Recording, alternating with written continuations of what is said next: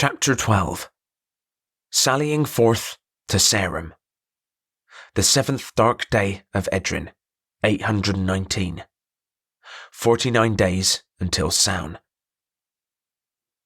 Fiegel should never have been exposed to all of this.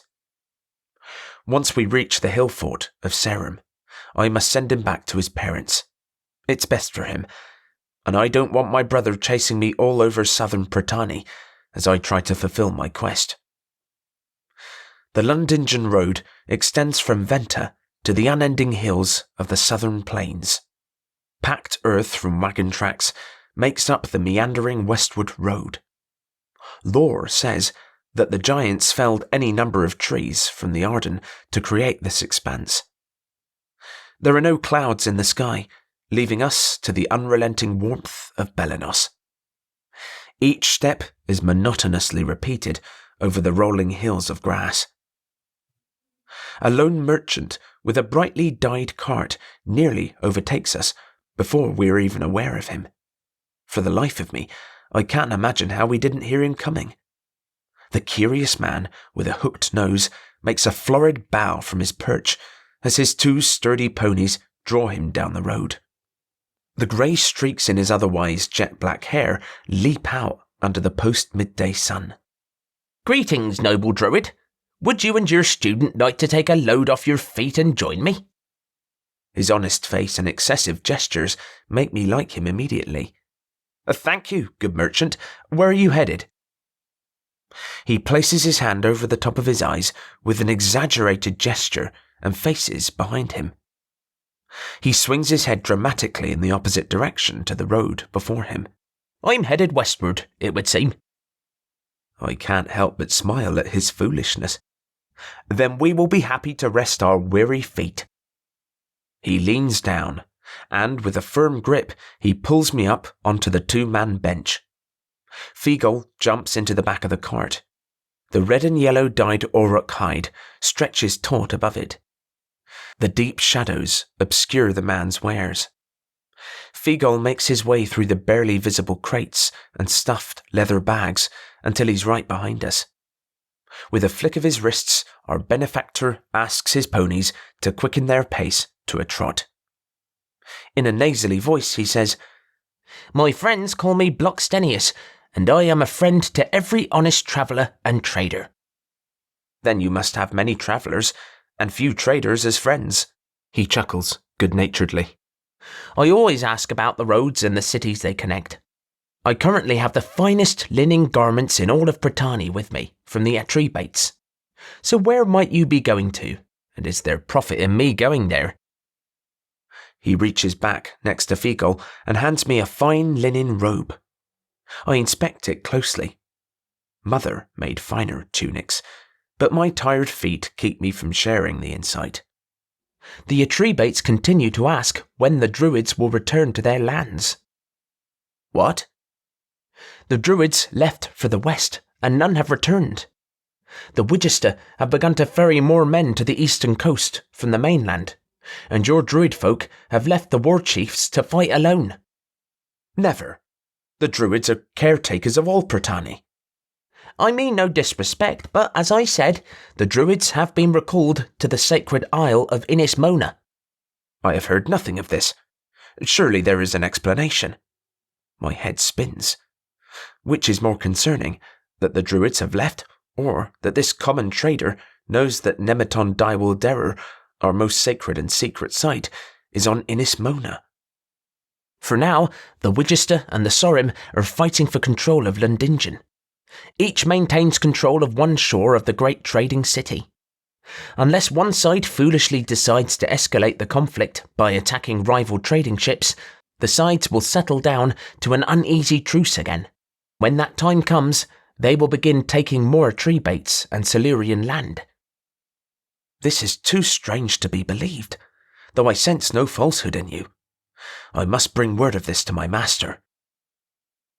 "Even now some of the Sorin use their power indiscriminately." He glances back in the cart, but Fiegel refuses to meet his eye. "The disrespect for the common folk among some of the Sorim is the ugliest of failings. Some feel no shame about controlling others, simply because they can. Are the Sarum our biggest threat? I ask. Boswin rarely spoke of the wider issues, and never in depth. The Widgester may fight for land, but at least they still respect Druids. On the mainland, Druids are advisors to kings, not the protectors of nature. Power is what they strive for. Either side would put Brittany under the yoke if they can, but the Sarum would make you believe it is for the best. Then we have two enemies to contend with, I say, dejected. Blockstenius grimaces. I'm afraid you have three. The demon summoners, the Tusi, as they call themselves, are the vilest of people.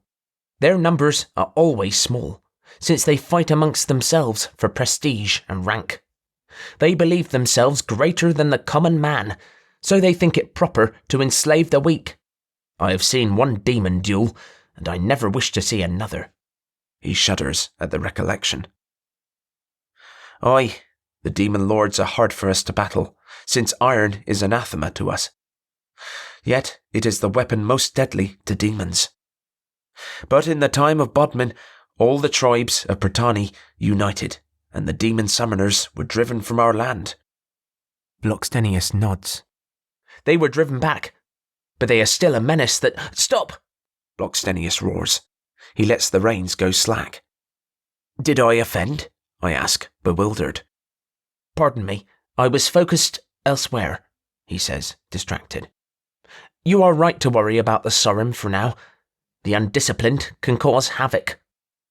He keeps his gaze locked in front of us, his jaw set. I scan the rolling grassland, but see no one within leagues of us. I turn to Fiegel, but he's unconscious and drooling from the corner of his mouth. I apologize for doing that to your charge, but he would not refrain from using his mental powers. He will be out for a good while. Do you also have the mental gift? I ask. I do, though I only use it to protect myself. It is something the young master would be wise to practice. Has he been manipulating us this whole time? Not us. You. I'd already forgotten about splitting from him at Sarum. I clench my jaw. How am I supposed to recommend him to become a druid when he spends his time on his other magic? Blockstenius rests his hand on my knee. It is not the worst offence to want to stick with you. He admires you greatly. Still, always bending another's will for your own can lead one down a dark path. He looks me square in the eye. What do you plan to do, now that you're not being nudged in any particular direction? He was only to show me the road to Solent Keep, yet he is still with me half a month later. I knew that he would scan my mind, but I had nothing to hide from him, so I didn't worry. But to be manipulated the whole time? I need to send Fiegel back to my brother at my dun. Then I will go north to Sarum. A druid who frequents cities. You have managed to surprise me, Blockstenius says. He glances at me from head to toe. I would guess that you are a newly minted druid. Your robe is so very clean that I suspect you are on your initial quest. You're using your powers. No, I'm just observant. I avoid over-relying on my mental gifts. Paying close attention to those around you often tells more than my powers can. How do you think I've remained safe all these years on my own? I stand up to better see the road ahead of us. I long to be under a lush canopy of trees. I feel exposed on this road, with nothing but grassy hills surrounding me. Blockstenius clears his throat. If I may comment on what I've observed, you do not have the bearing of a plains druid. I would think you are from the west, or even far southwest. Why do you not go there?